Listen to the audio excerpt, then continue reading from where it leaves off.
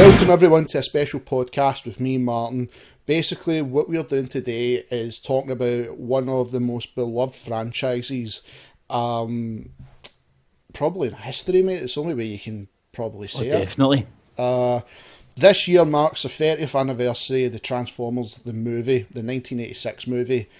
And what me and Martin discussed and what we wanted to do was talk about how we first came across the movie. We will go into wee bits of spoilers because it's one of these things you have to see. It's 30 years. If you don't know what happens in it, I know, mate, but it's why once we're... But mate, there's Bayverse and then there's quality. No. It's a 30-year-old film. It's the best animated film probably ever made that doesn't have the word Disney in front of it. It's, if you take that era... If they haven't seen it, they deserve spoiled. If you take that era of like cartoons at the time, like you need to bear in mind as well, in the 80s you've got people like Don Bluth with his American Tail stuff, and eventually he did in like Dragon's Lair and stuff like that, the games, because that animation was beautiful. Yeah, absolutely beautiful. And then this comes along with some Japanese studio no one in the West has heard of. And it still looks great today. It stands up. It blew up. I mean, a quick history of Transformers. Basically, it was a Takara Toy company. Takara Toy made the Transformers, but they weren't called Transformers. It was just, there's the robot, it transforms into a car. There's a gun, transforms into a robot. There was no factions, and then Hasbro come along, and boom, there you go. There's the Autobots, there's the Decepticons, this is the Transformers. So this was a toy first before it got made into a cartoon. And the cartoon first came out in 1984.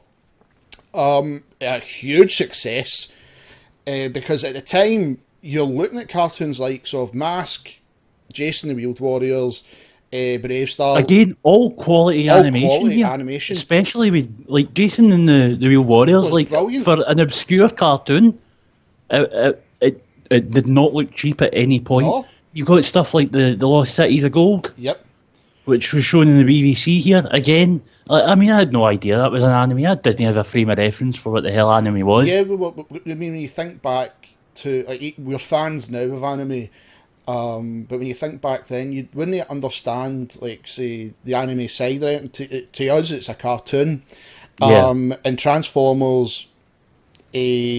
kind of like sunk into us, like when you were young straight away. The bad side was we had to wait a good couple of years because we were well behind. I mean, we never got to see like seasons 3 and 4 to the mid-90s. That's it. When Sky showed it at obscure times of the day.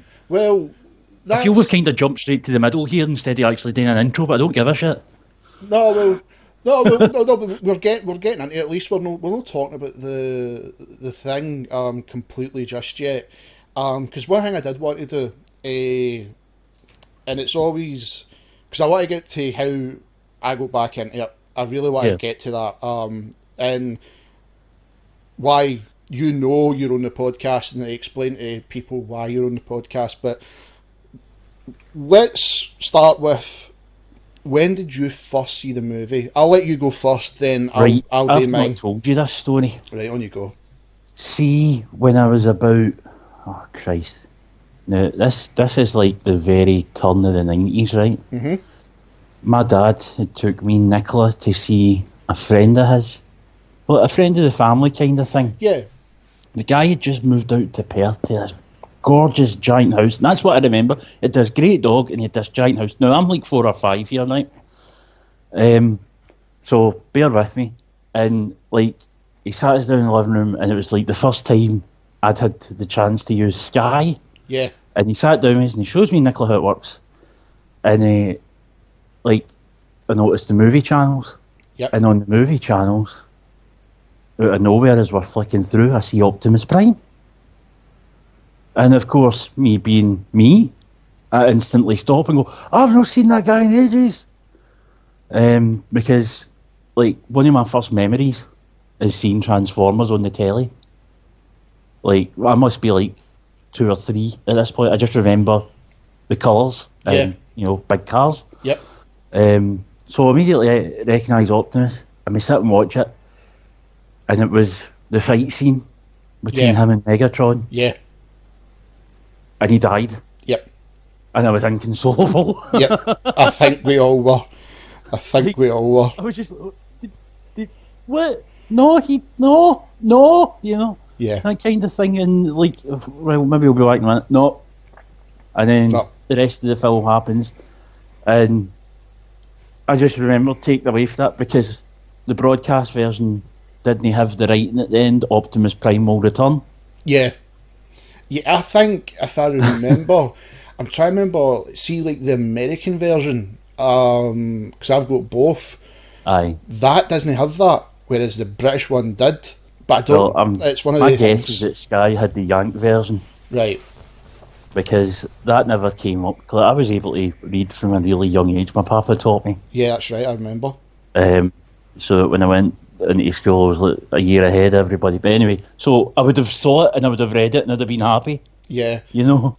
And that would have been me fine. But no, it didn't come up. I mean, my first time seeing it was... Right, the way I got to Transformers was, I remember, now before I moved down, so people know, me and Martin used to literally lived across the road from each other, and before I moved down to where, like my mum stays now, we lived with my gran and grandpa, because the house was getting renovated, and you still had your Blockbuster. Well, Blockbusters wasn't there yet, but it was Global Video. But that was like, see, the British version, the main British version of Blockbuster. No, the main Glasgow version. And I remember my gran got me a tape, and it was The Revenge of Bruticus and Dinobots Island 1 and 2. Now, I was free. And that was like, same as yourself, that's you first exposed to Transformers, because it's the colours, and you know Optimus Prime's red, white and blue. He's a truck. Yep. It's you don't understand. Good Rangers man. You don't understand completely what's happening, but it's a lot of colours on the screen. There's a truck and he's battering people that have got mad red eyes and horrible voices. That's all you need to know. That's all you need to know. You didn't, at that age, you didn't understand the story. So must have been about 4 when we went to get another video, and lo and behold, there's Transformers the movie. Why? Right? And my mum went, oh, right, we'll hire it. So we got up the road and we put the VHS tape in, and it was season 3, 2 episodes, and it was A Dark Awakening, where Optimus Prime is basically half dead. And I can't remember the episode, but see that way you're like, that's not a movie. This is not as advertised. This is not as advertised. Why is he dead? Who's the guy with the flames? Do you know what I mean? It blew my mind. I was like, this is... So obviously we went back down and we got the movie, and watching it at a very young age, same as yourself, mate, it's hard to put into words, because the first act of the movie, like the first probably 20 minutes, you would never... It's a fucking genocide. It's total genocide. But the thing that, if you look at it nowadays, I mean, I was like, you're inconsolable, he got killed, but then whatever happens later on when we go to it. But when you think back to a cartoon like that, right, they took a massive risk. Now, you look at movies, it was balls. I mean, if you look at movies these days, like, it's normal for things like this to happen. But back in 1986, when this movie first came out, and it was a popular cartoon, this is the thing everybody's got to remember. It was a cartoon. This was Turtles before Turtles. Yeah. I mean, when throughout the Turtle series, I can't remember a main character dying. I remember, they never tried. They changed the roster a wee bit. Yeah. But like the main 4 were always there. They're always there. Same with Jason Weird Warriors and Mask. All the cartoons, every cartoon in that era. I was just going to say, it's a bit fairer comparing to Turtles because that's the only thing that's had the kind of run Yeah, the Transformers had. With yeah, Jason the Wheeled Warriors and, Brave Star or whatever. Brave Star. Sorry, I'm just remembering what we keep saying about him. They're all like 1 or 2 seasons. yeah, I think you're right. I think At Turtles most, would like be maybe the 24 episodes, but Turtles went for like 9 seasons in the original run. 9 or 10, which, yeah. again, we never got a lot of No. until the 90s. Like the mid-90s, long after they were originally shown. I mean, the thing is, with Transformers, American Britain only... See, I don't count season 4 because it's 3 episodes, so we only really got 3 seasons. That's the way I look at it. Because obviously with that big split that came between the Japanese version and the Western one, I guess, and we're not even going to talk about what the French did to it. No, I mean, basically, they went balls to the wall, killed off so many main characters, which was you've never heard in a cartoon. I mean, I know like the idea behind it was really cynical. We're going to sell new toys, but yeah, the other thing is they really underestimated what they had on their hands. The guys who were in charge of like Takara and all that were just bumping off and thinking, right, we'll make a quick buck. The kids don't care, but then they realised everyone did. Basically, Optimus Prime getting killed caused a major backlash. Which caught all of, like, adults would... I mean, there'd never been anything like this. There wasn't a franchise before it. This is the first kind of big toy-related thing. And what I quite find funny, and see if you take nowadays, with the recent trailer of The Last Night, with Optimus Prime, who it looks like is going to kill Bumblebee. I hope he does. But... Maybe he'll fix his voice box. Oh, he'll fix something. But, like, that's caused a bit of an outrage, and I like it. Because a franchise like we're wrestling fans, like, we love getting shock, surprise, stuff like that, but when it comes to, like, movies, cartoons, it's very hard to get that same feeling. Very hard. I think I've only experienced it. Transformers is a definite one.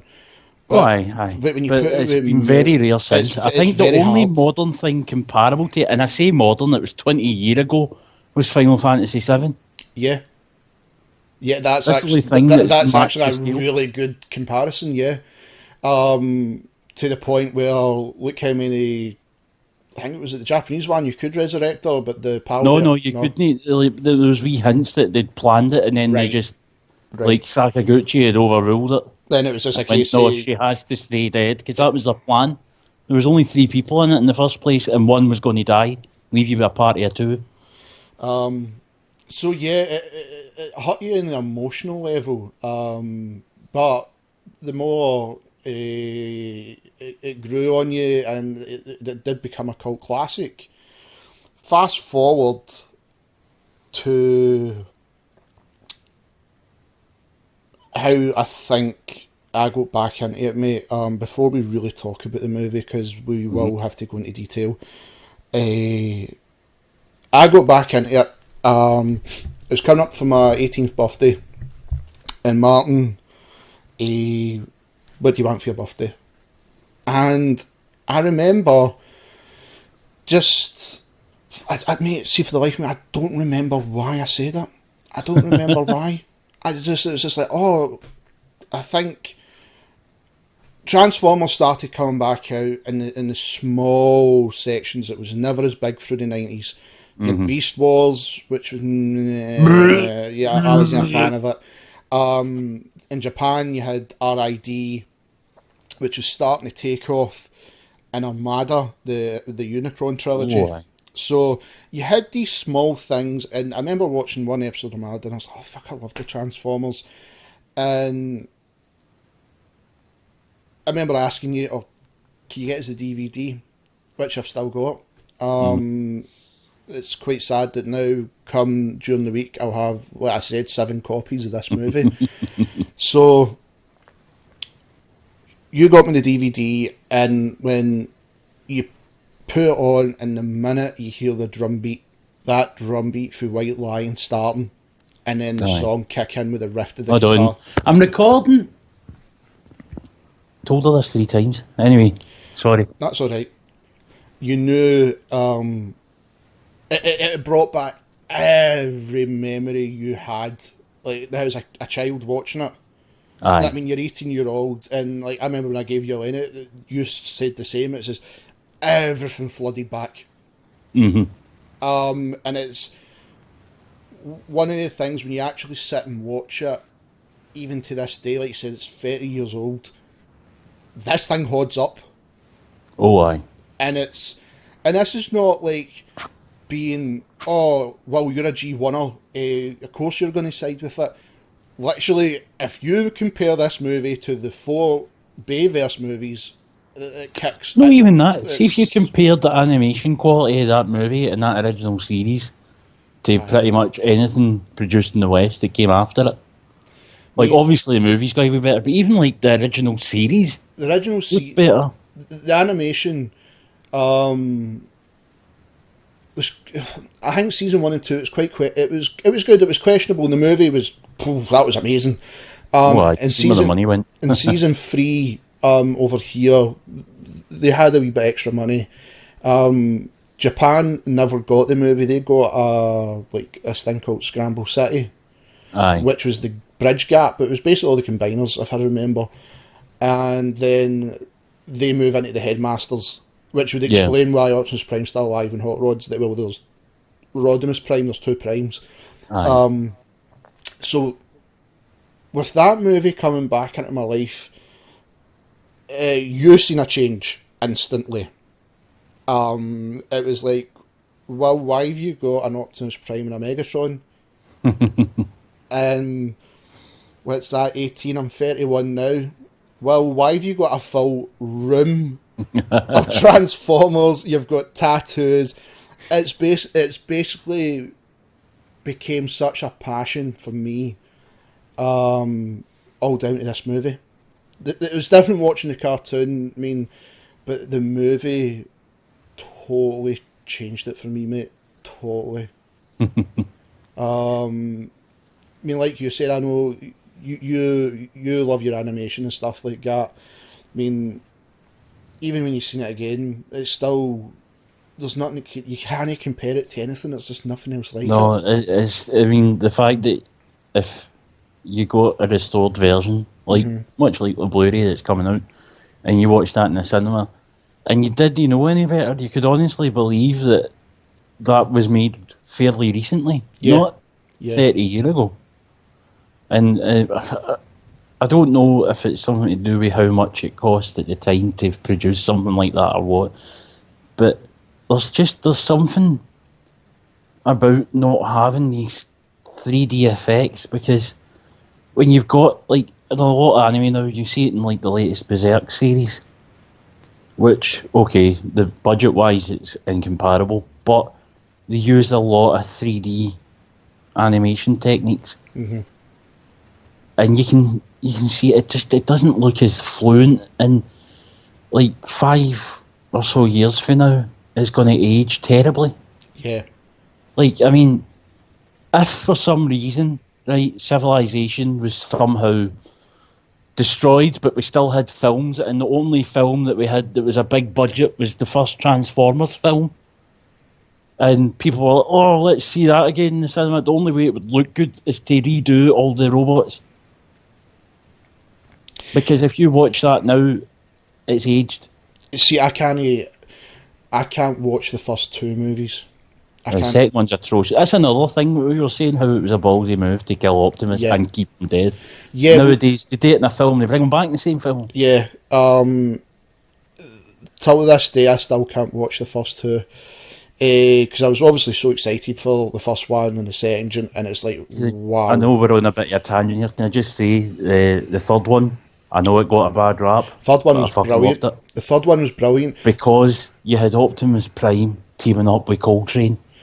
Oh, what I loved it for, I don't know, I forgot Coltrane was in it. I know, and it's Coltrane was amazing. Bring him back. Having his chain gun. Woo, baby! The reason I loved it, they took parts of the story from season 1 I can't remember the episode's name, but basically Cybertron was coming into Earth. Yes. And I know exactly what you mean, because it was a free part. It was a free part, and it was to finish season 1. Yes, Ultimate and it was Doom. an epic. The Ultimate Doom. That was it. Proper epic. And the other scene with the Autobots going up in the space shuttle and getting out of it in time was another episode in the season 1. So the guy who wrote that movie done a brilliant job. Yeah, he did his homework, and I have to say, like, that was one of the first 3D films that I saw. See when Optimus has that jetpack, and it's going through like all the sort of broken buildings and stuff, and then swinging through, and there's just that big long take where he goes through like the broken bits of building, lands, and then boots fuck out everybody. Yeah, I love that scene. Can't help but cheer every time I see it. I just cheer. He's got the ion blaster out and the blade, proper and he's spinning round doing it, but the jetpack's falling. It's amazing. Chops him in half. I cheer every time. Like, see every Transformers film that comes out, I take Michael to see it. That's my wee cousin, right? I made him watch the proper film. Eventually he got around to it, and he was like, I really should have done this when you first told me, because that's one of the best things I've ever seen. And it is. So we always go and see Transformers because we just bloody love giant robots fucking shit up. That's it. We just love it. And he was actually brought into it by the likes of Armada and all that. It came along at the right time for him. He was the right age. Just the same as what happened to us. Just, later. And it's so good having that, like, to be able... I mean, obviously me and Mike and yourself, we all play an Xbox and all that, and we all have a good time together, we all get along, but it's just nice to have that thing that even though there's like 20 years between us, we can both have a wee fanboy moment. Yeah, it's one of the things that it brings out something, mate. The movies do. They totally play in your nostalgia for the likes of us, and then for, like, well, they're now not kids, but like teenagers and young adults who are like the right age for when Transformers made that sort of mini comeback in the mid 2000s. It hits the spot for them as well, because they all like to see Optimus and Bumblebee and everyone else kick ass. And then don't forget as well, and then, again, sorry, we're getting sidetracked, the Cybertron games. They came along at just the right moment. So, like, when people who'd watched the cartoons and the OOs were just getting that little bit older, you had this quality couple of games. The Transformers franchise now is so marketable. It's the scary. fact that they saved it. Yeah. Like, I mean, that could have just vanished into obscurity, but instead, people who actually cared about it were put in charge of it. Yeah. And now, the reason we're getting so many films is that they are guaranteed to bring over $1 billion. That's insane. It's always made back its money. That's Marvel. It's always made back its money. Doesn't matter if they're shit. They've always made back their money. Its money and then enough for another 9 films. Yeah, well, that's it. We're going to Transformers 9. The only people that can compete with them financially is the Marvel Cinematic Universe. If it wasn't for this resurgence, we wouldn't get this Ultra 4K Ultra 4K release. And I can't wait to watch it, by the way, because we are doing that. I can't wait watching it. I know I'm the same. It's one of these things where when you're actually, like, if we talk about the movie, we won't get it. I won't do character voices yet, but like scenes, and one scene always sticks out in front, and it's the opening when you see Unicron, the planet, just flying through space. Foreboding. It's coming through space. Here's something you've never seen before. No. It's never even been brought up in the cartoon or anything. But as soon as you see this thing, you know shit's going down. Yeah. And that it's a major threat. And it's only done by the sound they use for it floating and just that very subtle music. I mean, I could sit here and pick this apart like a proper film nerd for the next 3 hours, and we wouldn't even scratch it. The Vince DiCola... Sorry, that man... I cannot say enough good things about him. Rocky IV says it all. his theme for Unicron just gliding. That's the way I look at it, mate. It says he's gliding to that planet. Exactly. And to really, when you're young, you don't see it like this, but when you're older, you look at it at different eyes. But this is the mark of a good film. All the very best films appeal to each generation in different ways. The way I look at it now, mate, and it's really, I know it's robots, I know it's a cartoon, but you've got to look at it like there's a planet going to destroy another planet which has got child robots. There's life on it. There's life. And then the minute they just scream, "There's Unicron," and then he slows down with the you see like the blast coming out his mouth, slows down, and then the big horns just hook into the planet and starts dragging it, and you're like, "Holy fuck!" Shit's going down. It really does blow your mind because it's just amazing animation.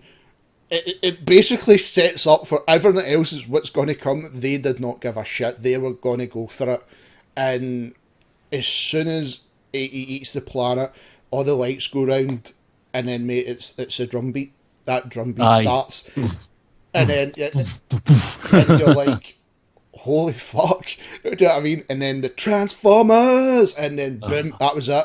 Depends what version you watch, right enough. Cause see, if that doesn't hook you in immediately, you're broken inside. Exactly. Even if you don't know what Transformers is, those tribal drums going, and then the 80s hair metal glory.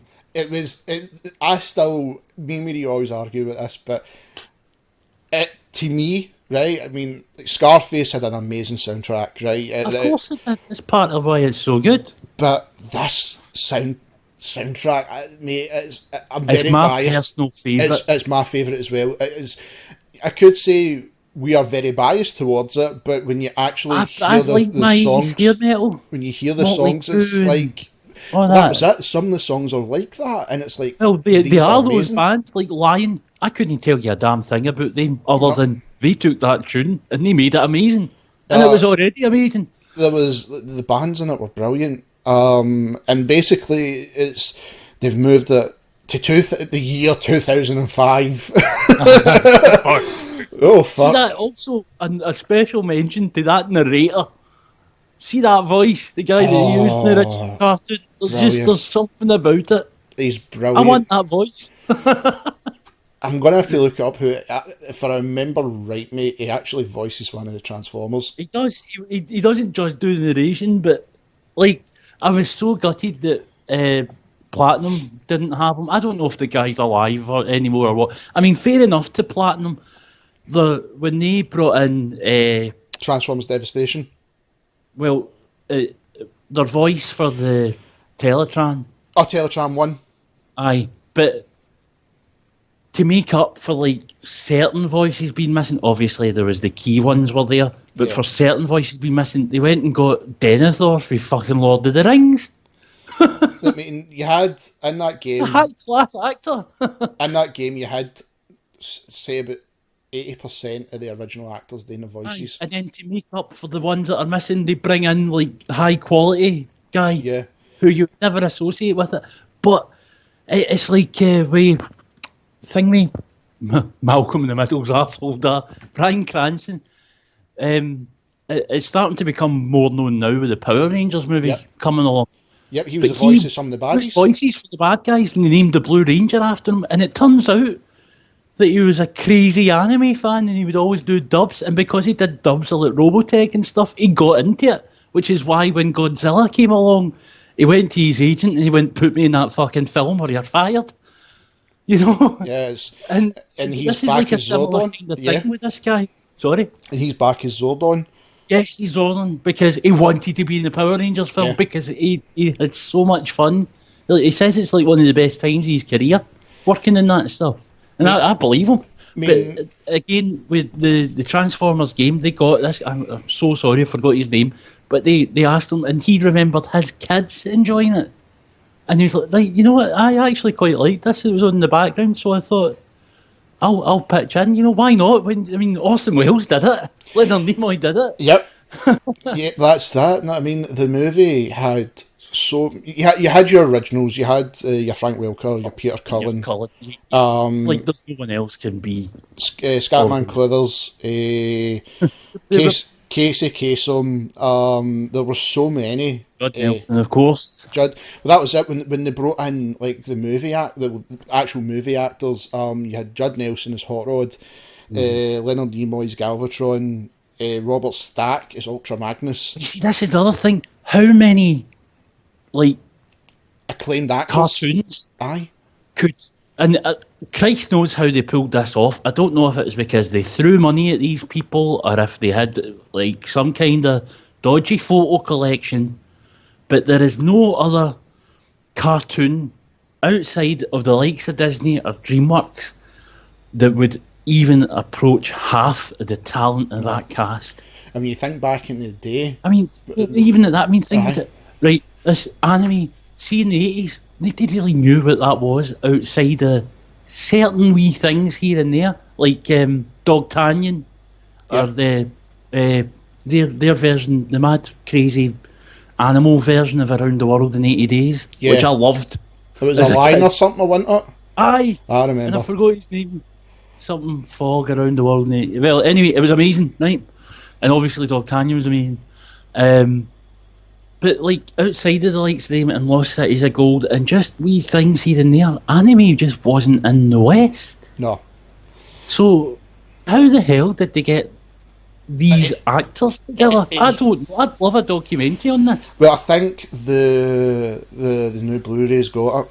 The new Blu-rays got it. How a Miracle was performed by Tomi Takara. Because you also had, who am I missing? You had Eric Idle as Wreck-Gar. An annoying character, but the fact you can go, fucking Monty Python guy. Monty Python guy. Aye, it's that's a big deal in the 80s. There's a lot of other like well-known actors in it. I'm going to need to bring up the IMDb list, which I should have put up in the first place, given that we're discussing this. Well, see, some of that's a thing. See, the actors I'm naming off, they were like the main ones. There's the guy who played Cup was in Heart to Heart. That's all I remember.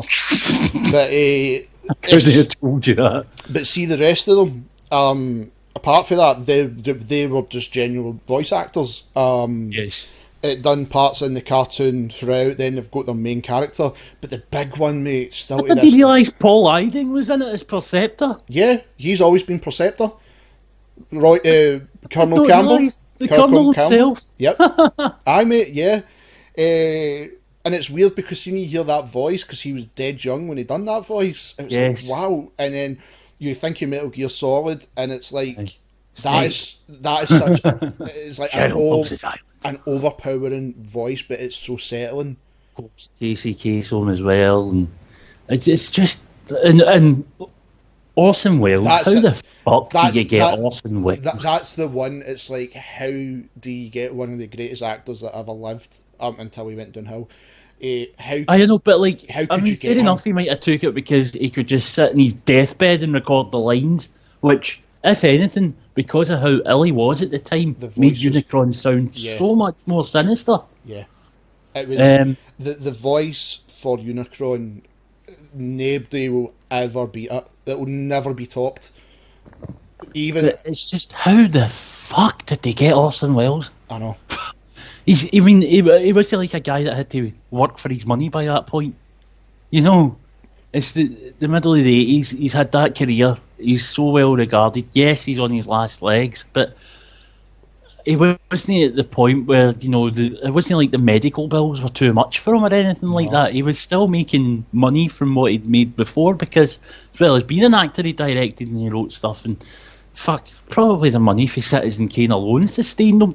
I mean, the rumour that always circulated round the movie. I mean, Orson Welles passed right away near enough when this movie was finished. His lines were already done, but the rumour was that he still had a few lines to get done, and Leonard Nimoy stepped in.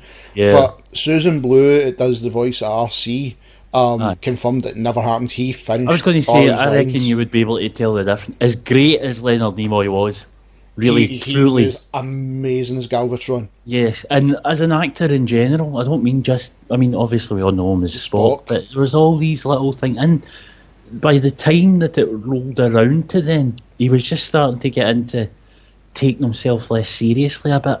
Yeah, you know. And I think if he had tried to do the same voice as Orson Welles, no matter how much he distort it or run it through whatever passed for audio software, then there was still going to be a difference. Yeah, I mean, and that's how I loved the third Transformers movie, because they brought him back, and thankfully they made him a baddie.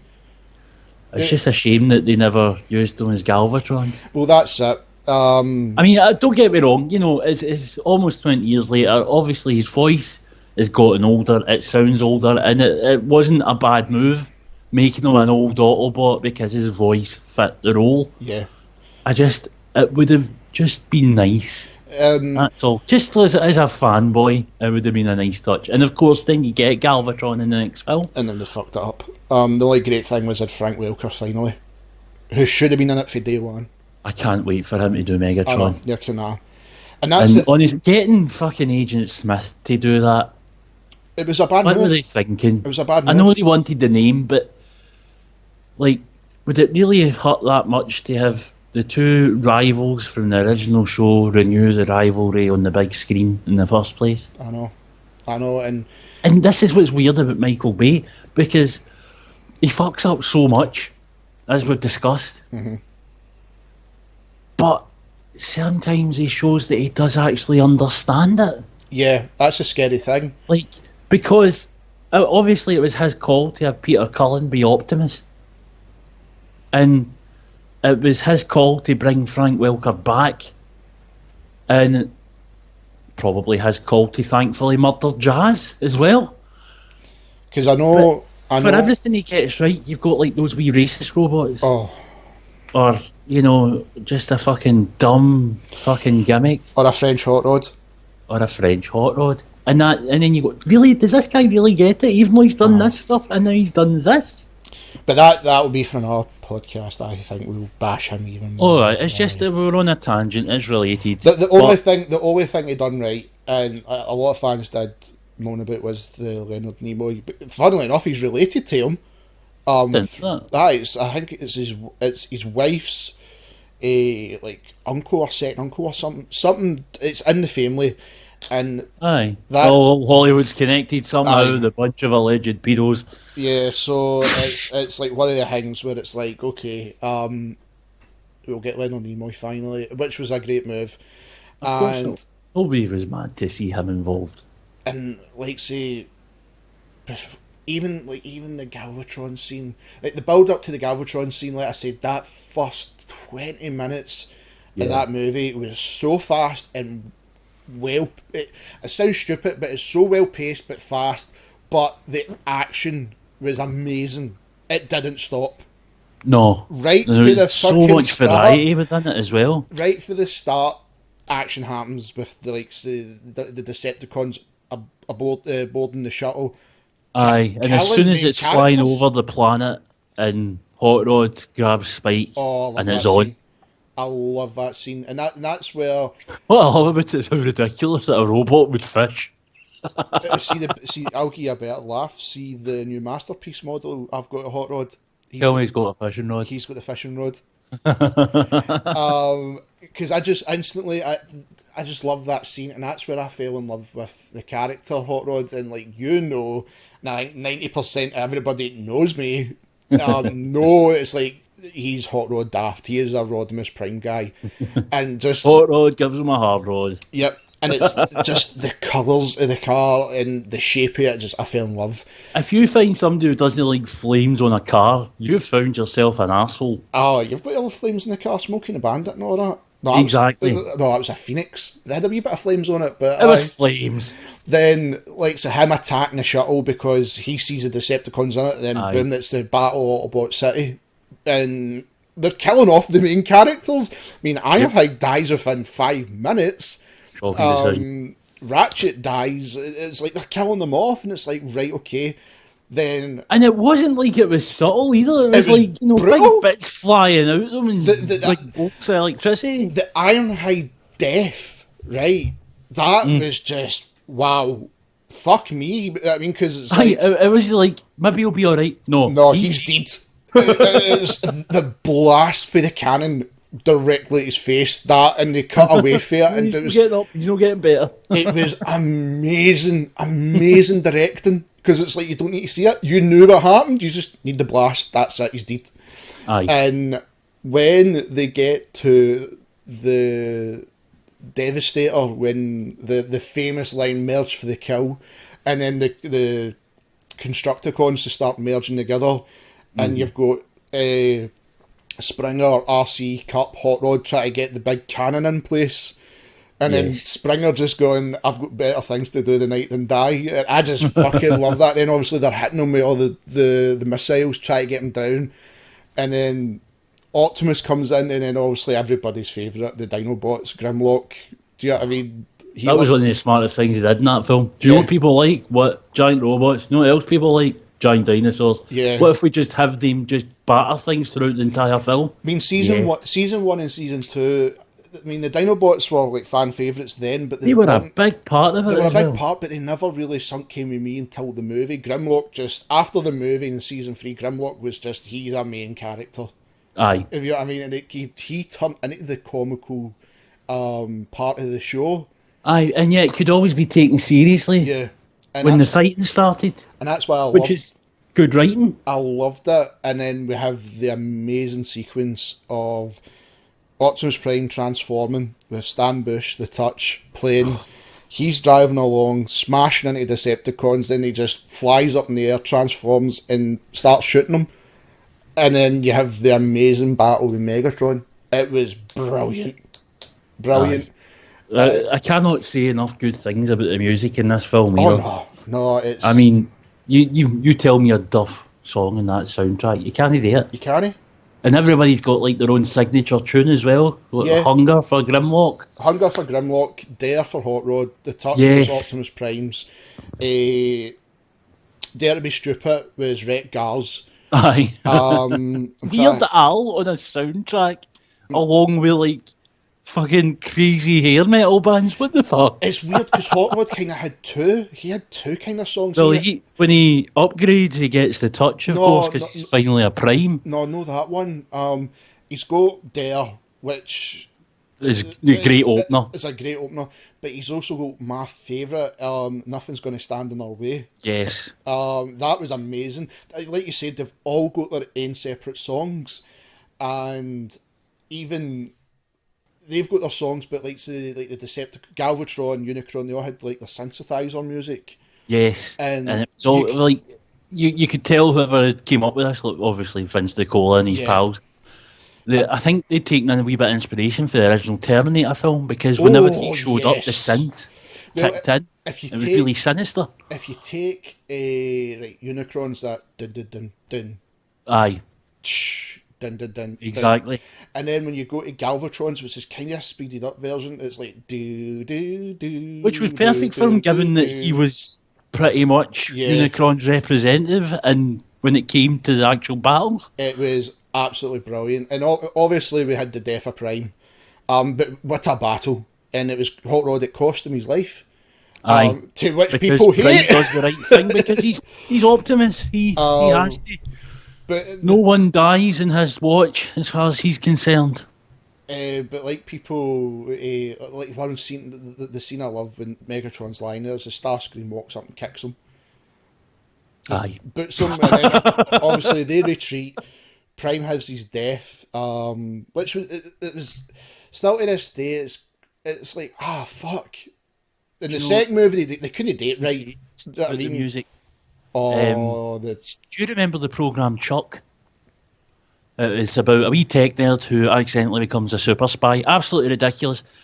But yes, I do. Because it was an episode. The lassie Miranda Faith. Yes, the Mass Effect. Mass Effect was in episode in the first season, right, where Chuck has to get to the kill screen of an arcade game to stop a bomb or something ridiculous. Right, all the stories were ridiculous, but the actual show, wholly entertaining. Absolutely loved it.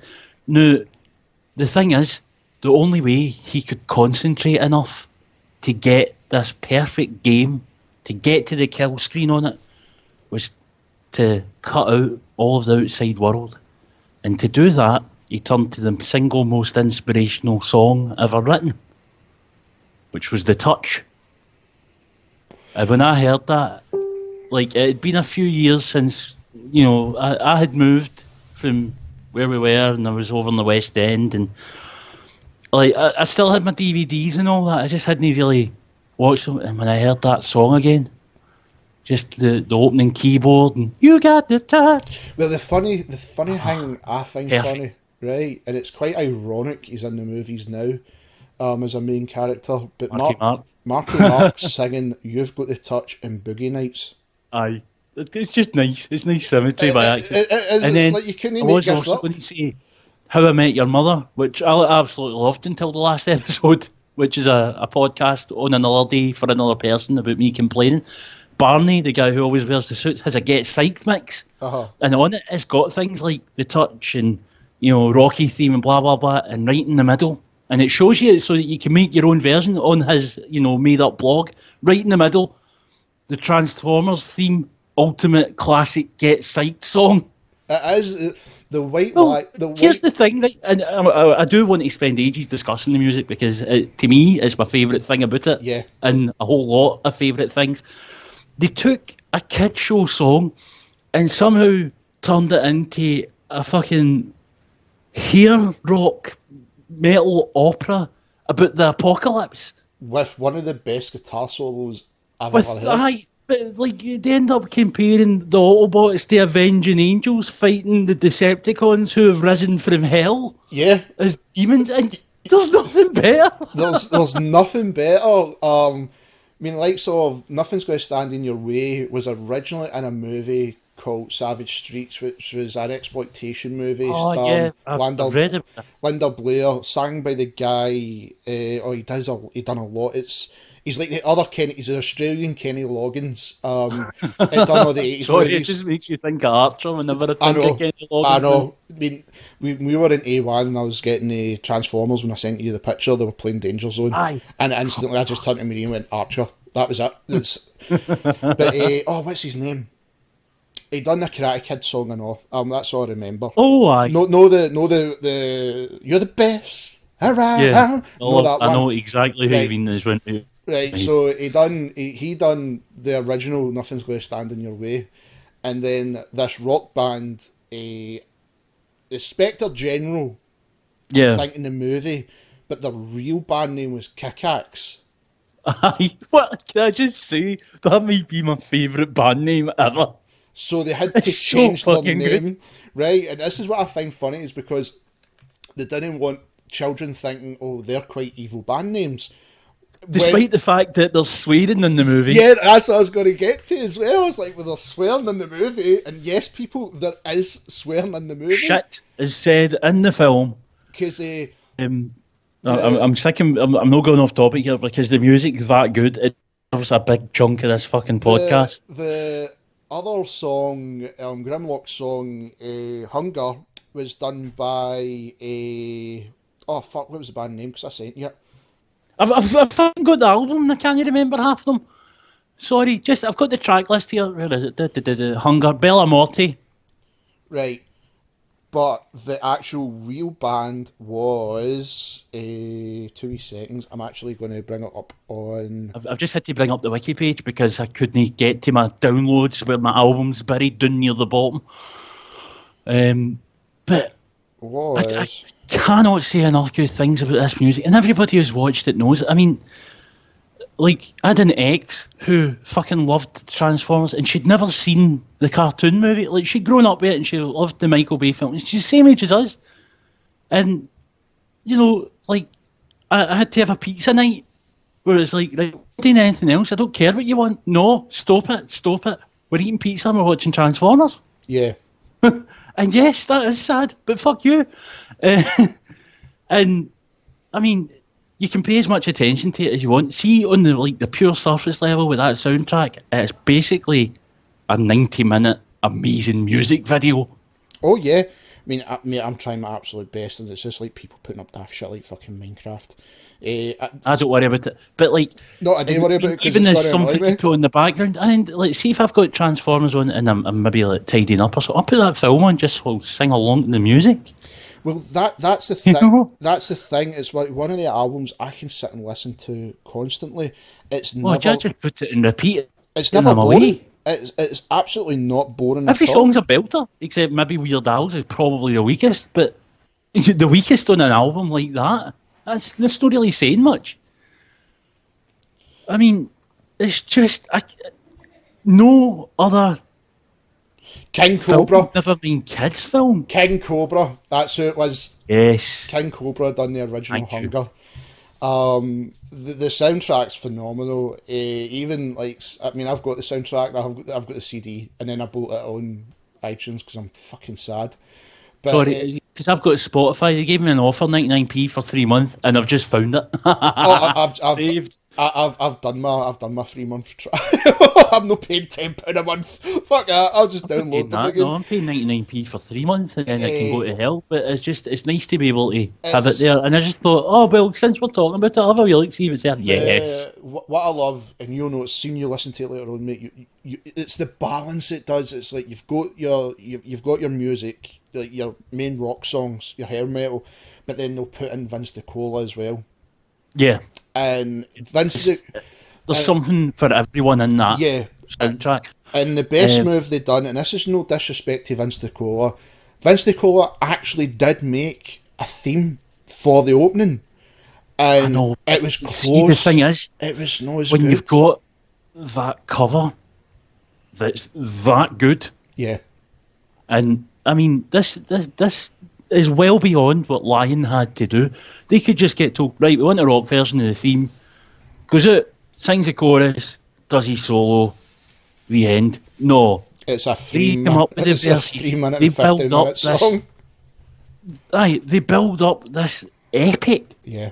They didn't need to do that. In fact, probably when they turned it in, whoever was in charge just went, seriously, what are you doing this for? But yet, there's no way they would know 20, 30 year on for that the likes of us would love it so much, we'd go out our way to talk about it for an audience. Yeah.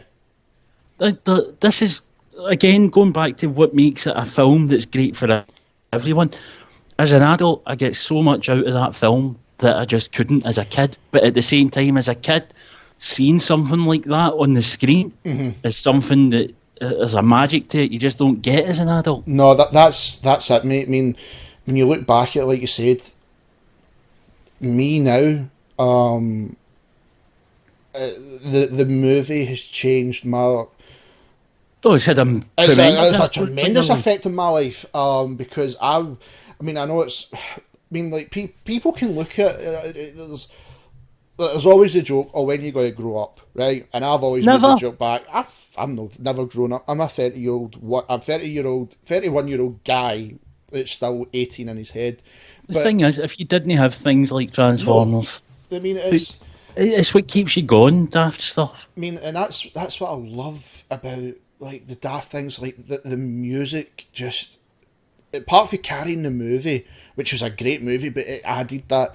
But like you said, it's like you can just sit down. Like say, I'll probably end up listening to the soundtrack when I go to edit this video. Definitely. I've already got it lined up for when I stick Destiny on to pick up my bounties and stuff. It just hits you. It just hits you. And the only thing I hate, that I'll give you a laugh, the only thing I hated then though is I had the soundtrack in the car, right? Aye. I couldn't drive fast with there. Aye. I know. What's the point? You need to get a track day somewhere.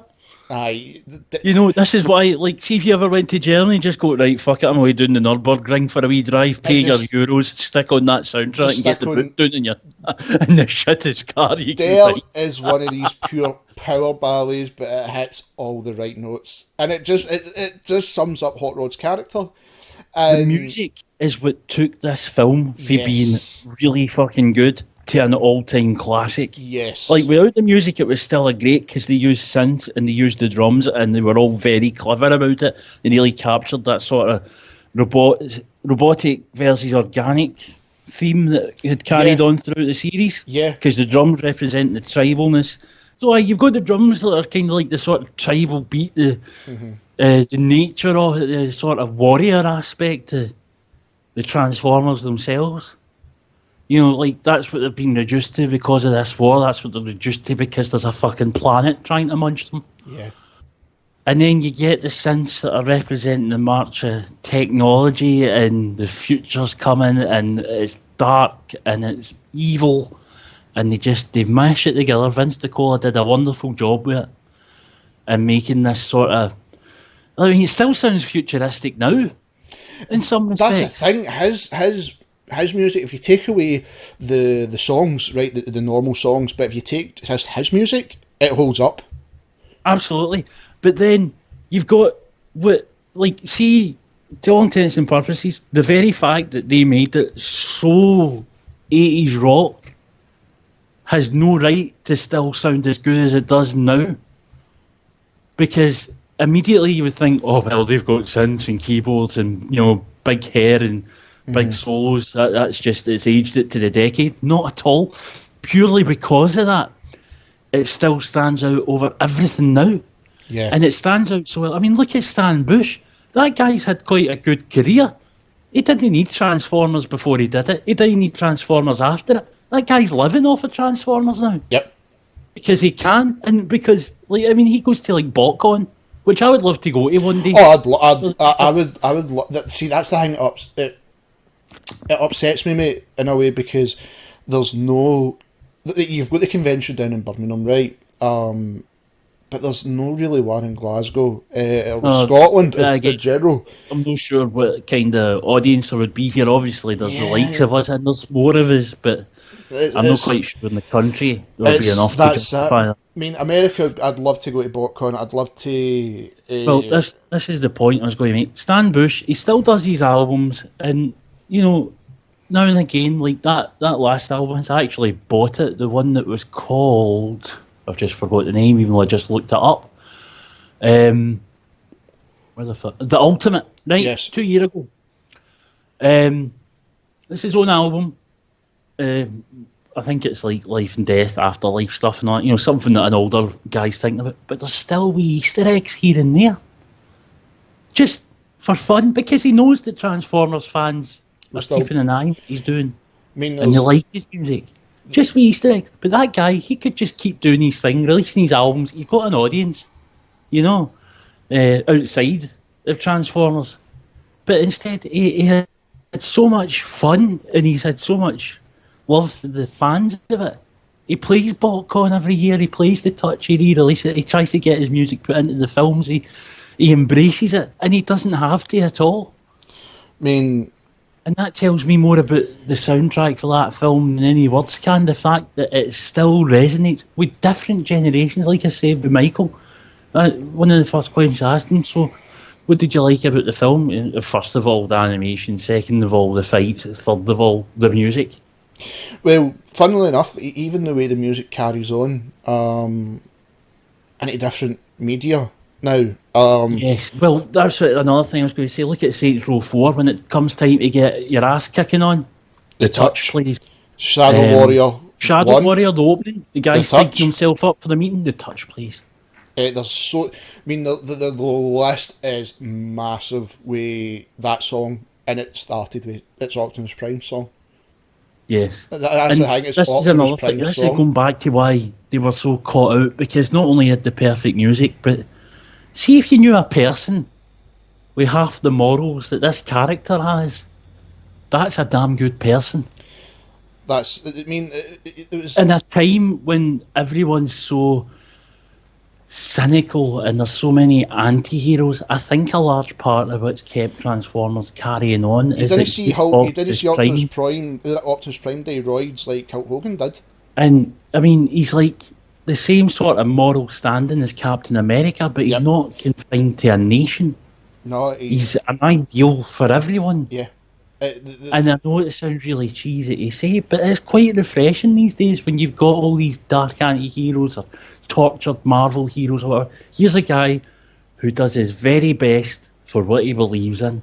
Yes, he's a giant robot truck, but he's a good person. I think that's why, still to this day, people, like, young and old, resonate when they see that character.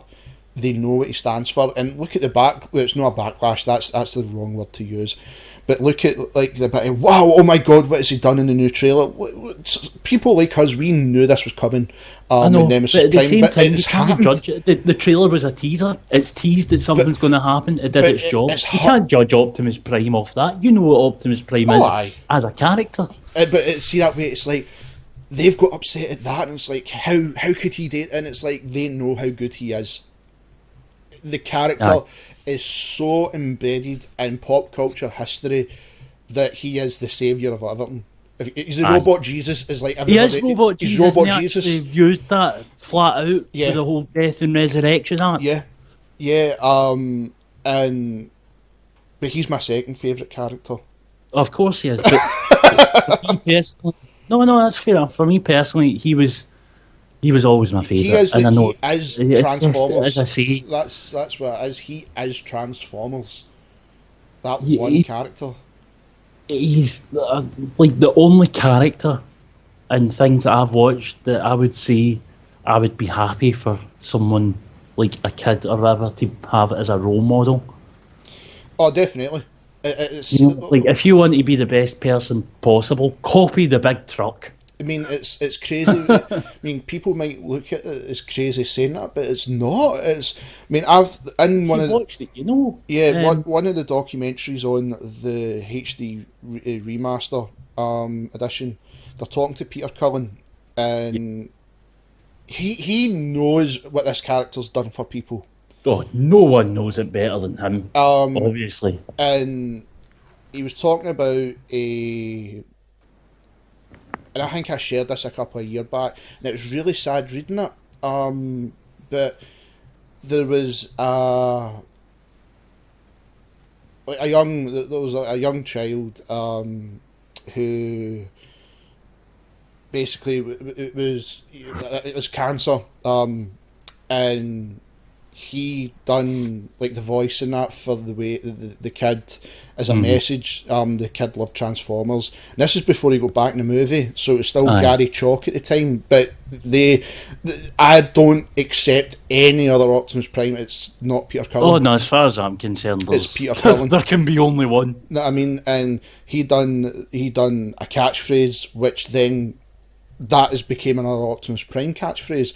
But the thing I shared a couple of years ago, which was he was talking. I think the guy might have been our age. So he's grew up with Transformers, of course, and he was talking to Peter Cullen. I think it was at an event or something, and he was basically telling him, "Look, I went through a bad part in my life. I was very suicidal, and if it wasn't for watching Transformers and you, I don't know if I'd be here."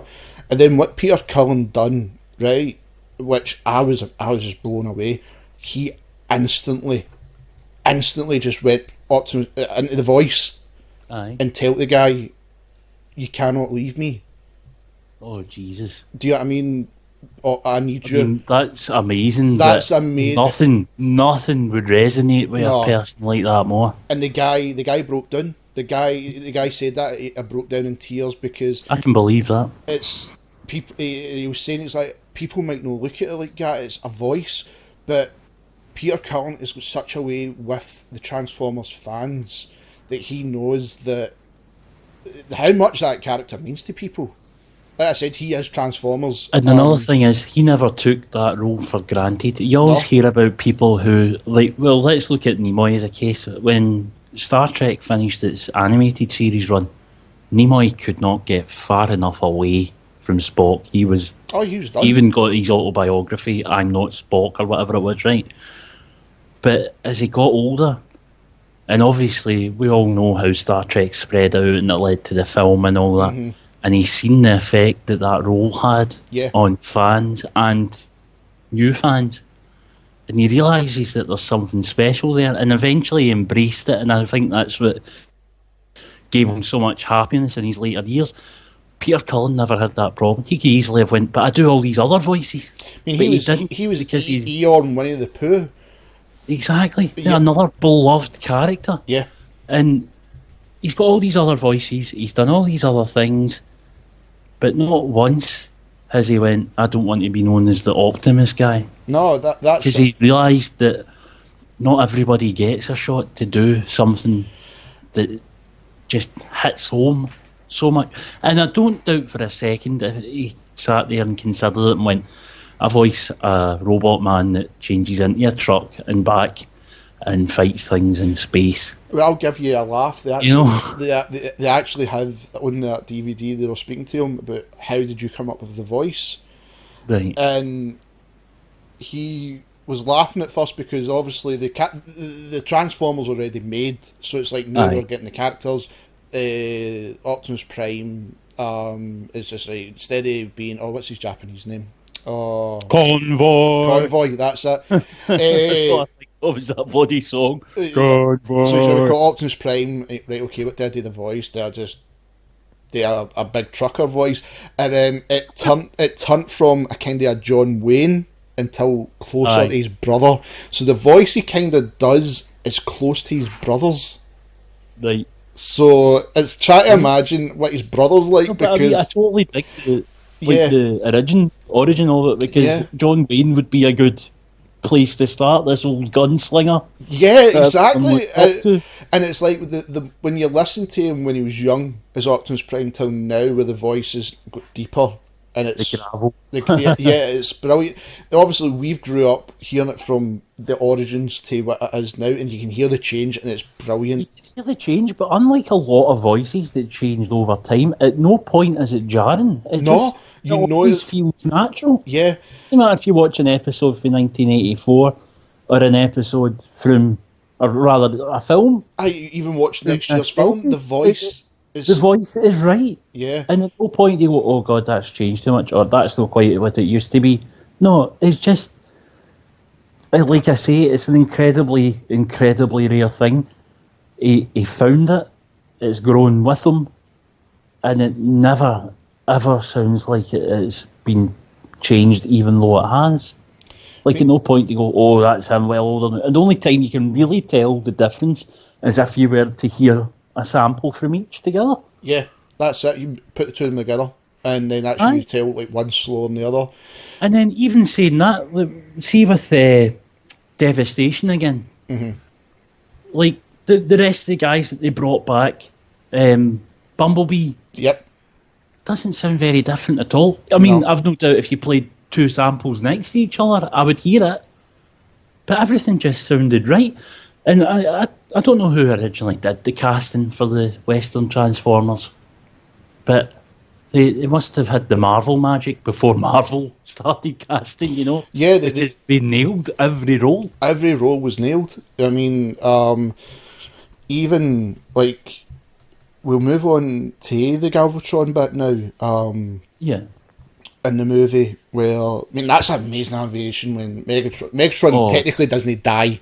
Optimus Prime dies. He's at death's door. He's at death's door. Optimus Prime dies. But he doesn't get finished off. And he passes the Matrix to Ultra Magnus, but Hot Rod catches it, because it's just, it was that Star Wars kind of feel to it. Yeah, that was influenced, but then you've got the whole canon of the Matrix chooses. Yep. The animation for Megatron getting turned into Galvatron was brilliant. It still looks good. Oh, fuck aye. And again, it's one of these things, they've no touched the animation other than to make it look good on new displays. Yep. They haven't changed the effects, they haven't changed the timing, they've just left it as close as possible while cleaning it up a little. And it's still incredible. Then after that, mate, I think one of my favourite scenes ever was Starscream's coronation. Oh, no, see, as a kid, that was obviously brutal. I wanted Megatron to get his arse kicked, and I hated him, blah blah blah. But Starscream, he always got to me more. I don't know if it was the voice or what. There was just something about Starscream that just instantly made me want to see him get battered. Which again, testament to the casting. Yeah, that's it. They've done their job. And this scene is one of my all-time favourites in any movie, because you've got him acting like fucking Bobby Big Boss, and then here comes Galvatron to have a wee word. So fucking good. Galvatron, is that you? Galvatron! Not Megatron, is that you? Here's a hint, and it just blows him away. Galvatron! It's hard. The way the guy done the voice was so good. It's so hard to copy. But the minute he transforms into cannon and just blows him away, oh, epic. Then, right after that scene, mate, we've got our first swear with Cybertron Moonbase 1. Galvatron eats it, and Bumblebee and Spike are there, and Spike goes, they detonate the moon. Oh, you big motherfucker! They detonate the moon to try and destroy Unicron. Doesn't work, and he's like, oh shit, what are we going to do now? And it's so fast. It's like, it's like so fast when he says it's like, did he really just swear? That's another thing I like about the film. Like, the dialogue's realistic. See, if you're in a war where your planet is getting destroyed, you're not going to go, oh, fiddlesticks, it seems our plan backfired somewhat. Pip, pip, Yep, the writing was brilliant. And the other swear word was when they destroyed Ultra Magnus. When he goes, damn it, which I don't really consider a swear word.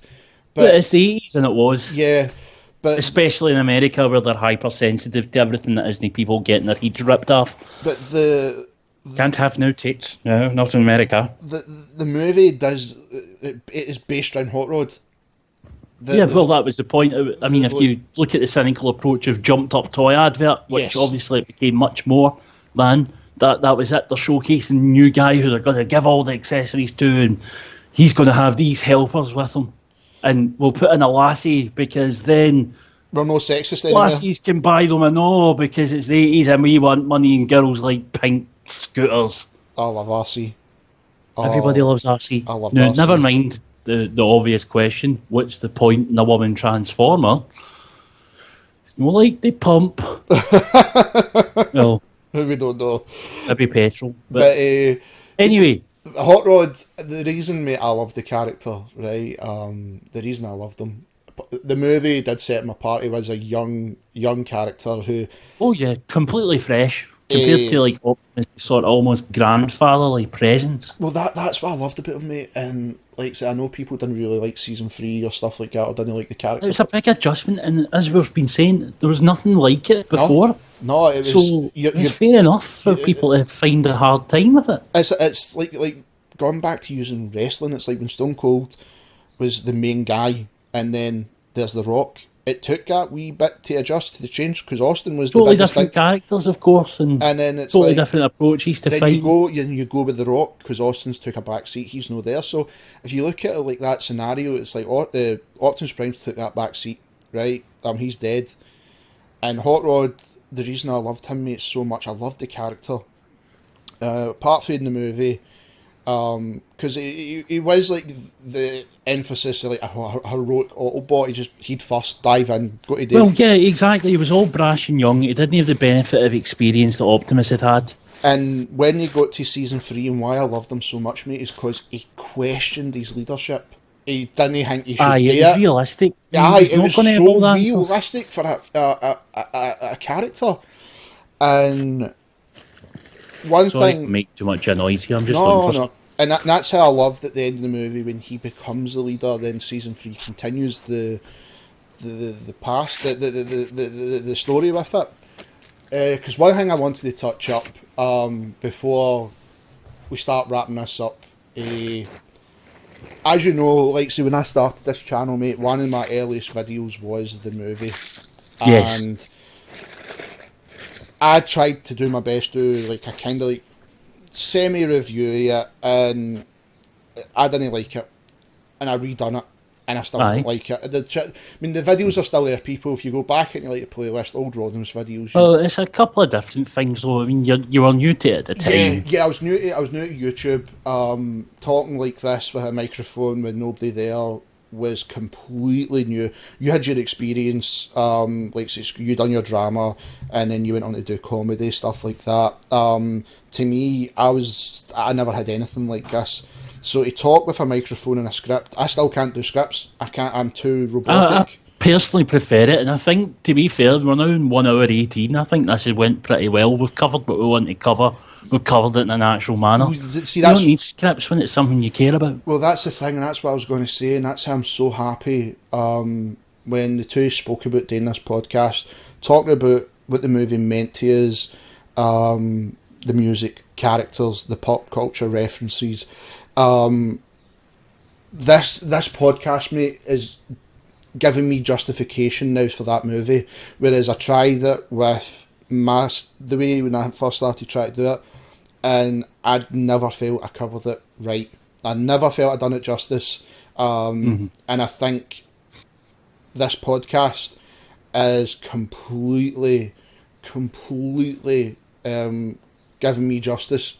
Like you as well, it's like, everybody, you've got to see this movie. Doesn't matter what age you are. If you were a fan of the Transformers, if you love the new movies, if you like just a bloody good animated film, exactly, or you like an action film, you've got to watch this. It's there's, and even at that, like, as a cinema curiosity, given that it's Orson Welles' last film, given that you've got Leonard Nimoy, yes, Judd Nelson, and all those other actors who just hadn't been used like this before, never mind together. Exactly, you know what I mean? It's got something for everyone in that respect. And finally, if you're just a fan of damn good music, it's so weird when you think the amount of amazing actors they had in it, and they became voice actors for the first time. Obviously, Leonard Nimoy had his experience with the Star Trek cartoon movie. Aye, but like Orson Welles, who I think had maybe like voiced over a P advert and stormed out because he's Orson Welles. And obviously, Casey Kasem did radio. Judd Nelson did live action. And then, obviously, the Orson Welles done the War of the Worlds radio broadcast, so he was perfect. Exactly. But then when you got his actual voice for Unicron, like you said, it will never be the same. No matter who can do it, it will never be that voice, which just resonates through you. I mean, even his transformation in the movie, that blew my mind when he transforms through the planet. A great looking scene. Yeah, it's amazing, mate, and that's what I'm saying. When the things we have touched on that I missed, or just inexperienced writing a script, and you're trying to focus on main things in the movie, and you're putting in your own twist on it, but you do miss quite a lot. You don't realise. This podcast has really made me happy, because now people watching it can understand our passion for it, what the movie changed, what the movie's done for people, the characters, everything, on a personal and as a fan like way of looking at things. I've never had people go and say Star Wars done it for them, Transformers done it for me. Do you know what I mean? That Transformers totally changed my life. It really has. And it's geeky saying that. I mean, like, no, not at all. I mean, I wish I had a film like that. There's films and, books and games that have resonated with me. I know there's a lot of stuff. I know nothing a lot to of the stuff. extent of this. I know a lot of stuff that you've had in the past, and like you've read or like listened to, or you've watched. I know where you're coming from, and I think that's I think it's funny when some people meet me like now, and it's like even Facebook, where they see I've got another Transformer, and it's like, are you still collecting toys? And it's like, they're no toys to me. They're not. It's like, this is something that it's just stuck with me, and the collecting side, it's just. Some people have art. Some people have. That's it. I don't know, shitey statues. Some people have teddy bears. That's it. It's just one of the things. Some people have got big fucking fighting robots. Yeah, I know. I'm still trying to find a place for that Unicron. It's called a new house. If anybody's not seen me the Facebook, I've went and got the 30th anniversary Unicron, which I've already had the original Unicron for Armada, and it's a repainted version with a different head. Where it's going to go, I don't know yet. But no, mate, thank you for doing this podcast with me, really. Oh, a pleasure, an absolute pleasure. I'm hoping we can maybe get a wee semi-regular thing out about different things. That's it. I mean, like we've discussed in the past. Like we've been thrown around the Metal Gear one. Yeah, well, that's the thing. I mean, the podcast, the Kodak Memories, which we'll let everybody know just now, it's coming. And that's going to be your gaming podcast. the codec because, well, why not? It's a podcast and it's a radio thing. I thought that was one of the best. Very clever. One of the best ideas the two years I've thought of. But it started with Metal Gear because Metal Gear changed gaming for me. And it did with you as well. I know it you completely revolutionised how we looked at these things. It was it's a milestone for a lot of people. Oh, definitely. And like we've said, people, it's the time of the year just now. But on top of that, there's been so much happening so fast with the channel. Too much wrestling. too much wrestling. But it's a good thing, mate, because now we're putting ideas in the channel. We're growing. And people are listening. I mean, I hope whoever's listening to this, I hope you really like it. And as usual, it's something we've cared about and we've spoken about for a while. It's very passionate. It is really very passionate about this, and I'm just happy. I'm happy. I've finally. You've got out what you wanted to say. Yeah, I mean, if you go back, it's my second video. When this is uploaded, this is the 210th video on the channel. Aye. So to go that long from 6 years ago to then finally get what I wanted out, but have the experience with you because you brought me back into it. Yeah. Was absolutely fantastic, and like I said, mate, I thank you for this podcast. It's really been amazing. Just to say about the codec memories, we're not going to be doing game reviews. No, and we're not going to be treading ground other people have. No. We're going to take it in a series by series basis and then split it up if we feel it needs to be. Yeah. So Metal Gear is going to be the series we look at. It might turn into a couple of parts because there's a lot to go through. The influences that were. It's not just the games themselves. It's like the culture at the time around them. It's not like you said. It's not reviews. It's how, like, the culture around them, how the game personally it's a lot more personal views and how we've approached things since. So we're going to be doing certain big series that mean a lot to us. It's got to be similar to this podcast. What it done. This mate is probably a good idea if people listen. to think of it as a pilot. Yeah, we're not even going to limit it to games necessarily. No, this is like what you expect with that type of podcast, where we're just going to sit and we're going to be fanboys about it and talk about it. We're fanboy out. It's going to be informal, and we're going to. It's different when I have hopefully give you a different way of looking at things. Yeah, a different way of looking at us too. I mean, if you listen to the wrestling podcast, I think you kind of guessed like how we feel with certain things in the wrestling.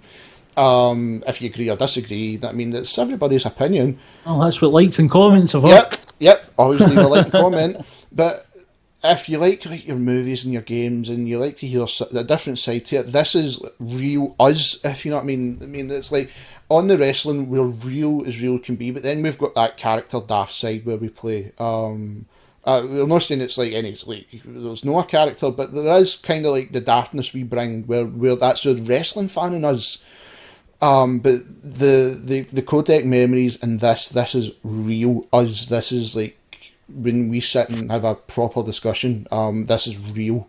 And it's weird. It's weird doing it because like we're not in the same room talking. We're over Skype, and it's like we went. I still remember in school, in primary school, where you had at the time the first Transformer that had the. I mean, it's common now, but it's the first one that had the back of its head opened, but it had the plastic in for the eyes. So if you held it up to light, it lit up the eyes. And it was a Decepticon. I remember. It's like this is how much it's like certain things with the Transformers you remember. You remember in life, and it's brilliant. It's absolutely brilliant, and this has been a brilliant podcast. And plus, if Will ever gets cheeky, I can call him a GoBot bastard. Yep. So. Mate, I think fucking GoBots. I think I had one. I think I had Leader 1. You know they're officially Transformers now. I know that they're in the brackets now. I know. It's crazy. That's like somebody that's like Sony making The Bar is a fucking PS1 publisher. Mate, it's WWE buying their WCW. And I'll bring back to wrestling again. But everybody, thank you sticking with us through this podcast. It's a really good podcast. I loved it. We've had so many brilliant notes. Martin, I want to thank you again for the podcast. To do all this stuff, I'm enjoying myself with these. And I'm really quite proud of this one, I have to admit. This is jokes to end it with or anything, I'm quite happy. This one is probably my favourite podcast. This has been the favourite one. It's been a serious one, a good trip down memory lane. Super serial. And a trip down memory lane, bringing back up like the old stuff, the old memories. It's been absolutely fantastic. Everybody, as usual, leave a like and a comment. This is the way YouTube is. I'm not going to use my terminology because I'll leave that for the gaming videos or the wrestling. But leave a like and a comment. It really means a lot to me and Martin. We're really trying our best to bring you great content. Hashtag content. Hashtag content. Hashtag selling out. So you can enjoy it. That's hashtag buying in. It's with no sold out completely yet. When we do. Opportunity will take it. We're not lying there. But we want you to enjoy yourself. We want to try. I mean, there's Scottish YouTubers out there, but we want to be the best ones. That's the way. We are the best. That's the way I want to look at it. Other people are still to find it out. Aye. So everybody, thank you for listening. Please go and watch this movie. It is absolutely amazing. And I will end it as the usual Smacked Up Wrestling podcast. I've been Will. I've been Martin. I'm not making a joke. It's going to ruin it. You're going to ruin it. Everybody, thank you for listening. Thanks.